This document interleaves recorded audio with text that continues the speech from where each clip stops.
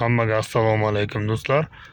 Mana bugun sizlar bilan Jack Pickup avtomobilini video obzor qilamiz. Birinchi tablosidan boshlaydigan bo'lsak, mana chap tarafda ko'rishingiz mumkin.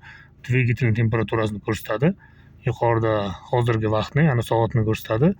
Bu yerda taxometr, bu umumiy yurgan vaqti, umumiy yurgan kilometri to'g'rirog'i. Bu yerda parkovka, ya'ni qaysi skorost turganini ko'rsatadi. Mana bu yerda ko'rishingiz mumkin. Tashqi havoning harorati, speedometr, oxirgi nol qilingandan keyin necha kilometr yurganligi, hamda bu yerda toplivo, ya'ni qancha toplivo borligi уровеньni ko'rsatadi. Bu yerda parkovkada turganligini ko'rsatadi do'stlar. Rulga keladigan bo'lsak, mana cruise control bu tarafda. Bu yerda multimedia tizimi mavjud.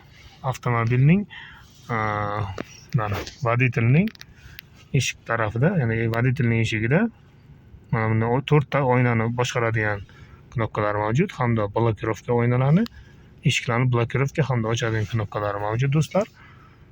Mana endi sizlar bilan ko'ramiz. Mana do'stlar, bu yerda skorichak mavjud. Parkovkadan chiqarish hamda parkovkaga qo'yish. Bu yerda polni привод ga qo'yish knopkasi mavjud. Bu yerda lobovoylarni qizdirish knopkalari.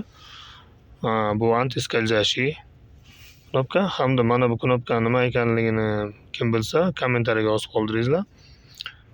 Mana do'stlar, 360 kamera mavjud avtomobilimizda. Buni mana zadniy skorosga qo'yganimizda avtomatik o'zi yonadi. Bu yerda mana pechkani upravlash knopkalari, pechkani yoqadigan, o'chiradigan, hamda bu tashqarida havo oladigan yoki ichkarini o'zi retsirkuliruющий funksiyasi.